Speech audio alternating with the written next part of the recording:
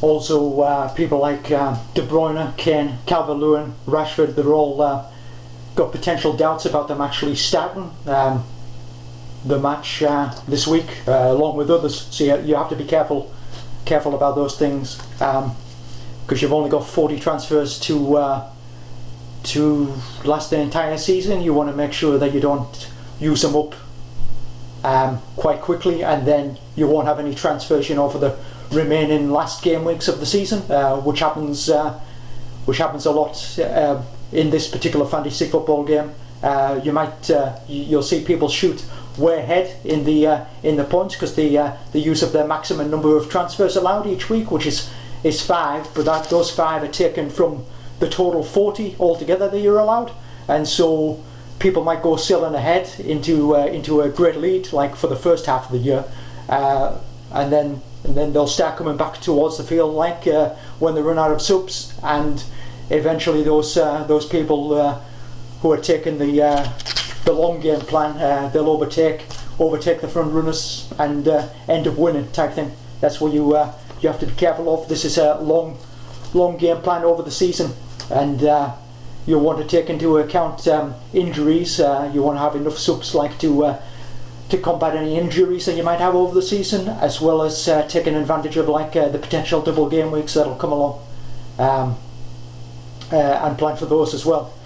So you do have two periods in the season where you're allowed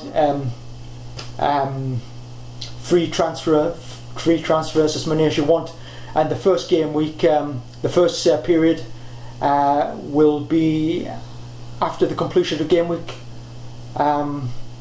3, which isn't too far away. So that would be Monday 30th of August up to potentially Saturday the 11th of September would be your first period out of the two of them, where you're allowed indefinite free transfers over that time, and the second period would be sometime next year, which won't get announced until like January, February time. That'll probably be when you'll get to know about that one. So to begin with, you want to base your team, your 11 players that'll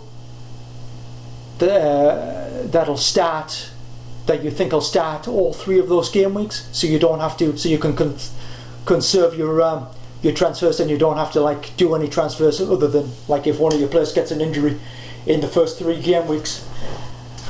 And bearing in mind that you need to that you have the potential to captain on each game day in each game week, so you would need to take account of things like on Friday today you've got Brentford and Arsenal, and then you've got a fair amount of games tomorrow, and then on Sunday you've got Newcastle v West Ham and Spurs v Man City. So you need to try and allow for at least one player in those game weeks that you think will start. And then you come to Sunday the 21st, Liverpool v Burnley, Man City v Norwich, Leeds v Everton, Palace v Brentford, Villa v Newcastle, Brighton v Watford. Plenty of options there. Sunday 22nd, it's Wolves v Spurs, Southampton v Man United, Arsenal v Chelsea.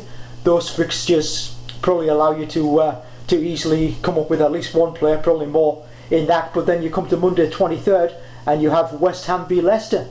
So what you want to do from the outset is make sure that you have at least one player that's either West Ham or Leicester. Then you get to game week 3 and it's like Man City v Arsenal, West Ham v Palace, Norwich v Leicester, Newcastle v Southampton, Brighton v Everton, Villa v Brentford, Liverpool v Chelsea. Again, there's a lot of fixtures where you're highly likely to have a few in there.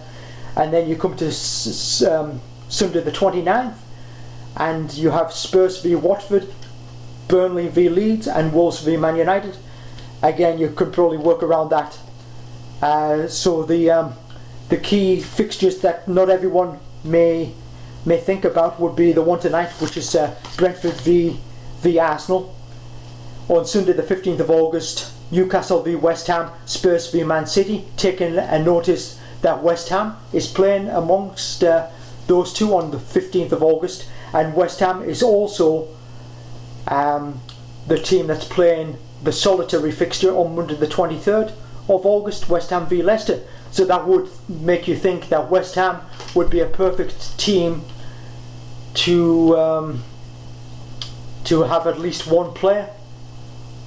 So you know, someone like Antonio, it would have been Lingard, you know, last half of last season, but this season it would be like Antonio, or if you're having defence, like one of the defenders, or Sushak would be good calls.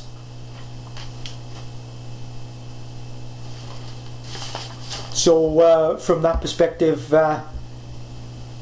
that's why my team is going to be Schmeichel in goal, because of the Leicester fixtures, and he's likely to start all the games. Whereas you might have someone like De Gea or De Gea, sorry, or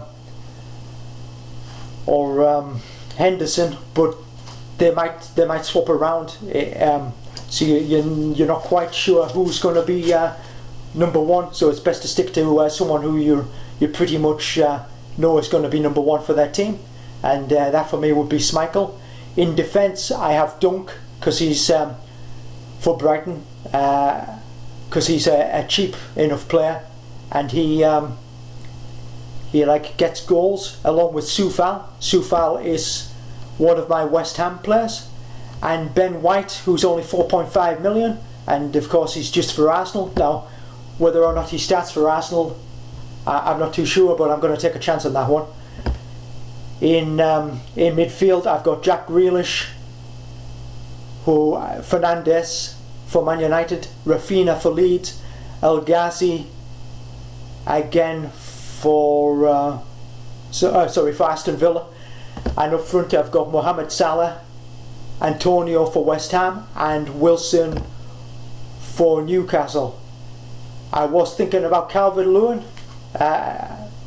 instead of Antonio, but there's some doubts as to if he's picked up a minor knock, and although I think he's been given the all clear, I'm still unsure whether he's actually going to start this match or not. But if he does, he would be a player like I would highly recommend.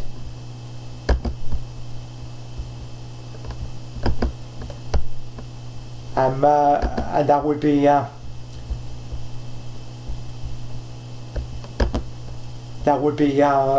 this thing sorted at the moment.